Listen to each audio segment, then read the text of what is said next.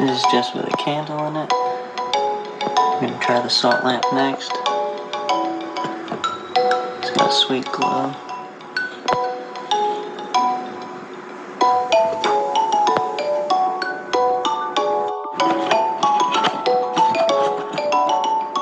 So this one's got the candle. This one's got the multicolored salt lamp. Both look pretty sweet.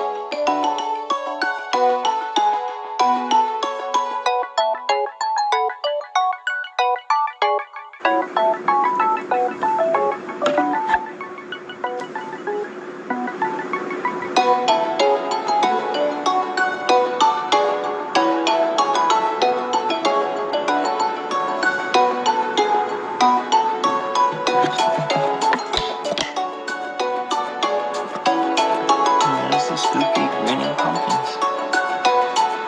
Ready for Halloween 2022.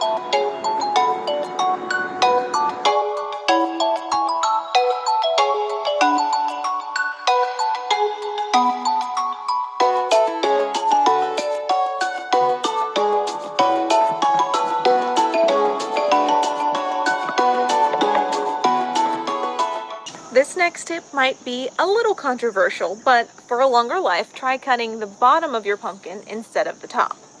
And unlike the top cut, you don't need to save the cutout piece. I think the pumpkins get better airflow without it. Now, for everyone's least favorite part of pumpkin carving, cleaning out the inside. It's super important to get every last bit of pulp and seeds to prolong the life of your pumpkin. To speed up this process, I'm using a hand mixer with one beater to break out the stubborn pulp.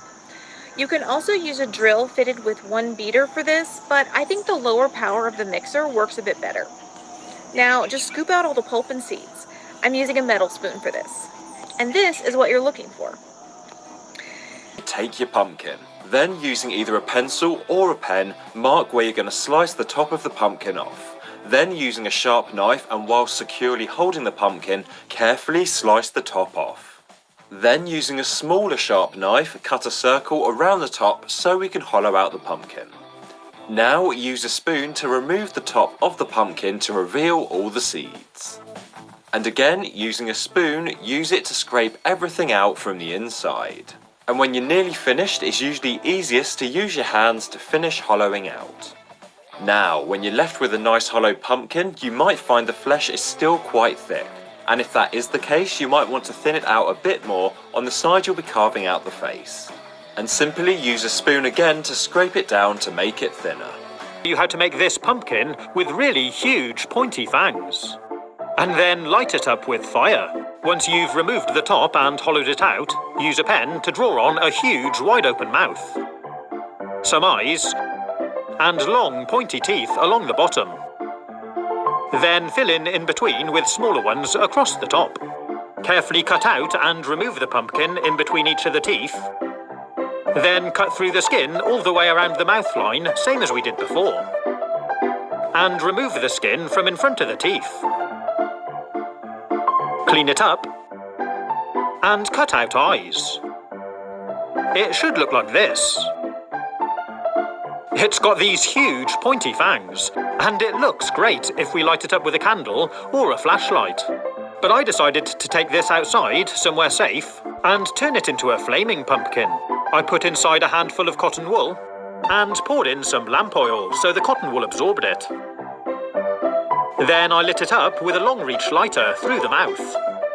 It's a slow-burning fuel, so it takes a minute or so to really get going. Make sure you stand well back and keep a safe distance. The flames can rise up a couple of feet. Here's another flaming pumpkin design which I made 8 years ago. For this one, I used a toilet roll instead of cotton wool.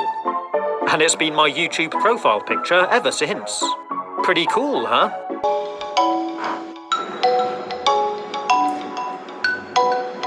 This is just with a candle in it. I'm going to try the salt lamp next. It's got a sweet glow.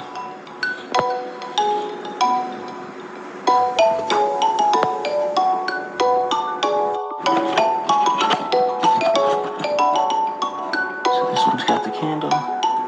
This one's got the multicolored salt lamp. Both look pretty sweet.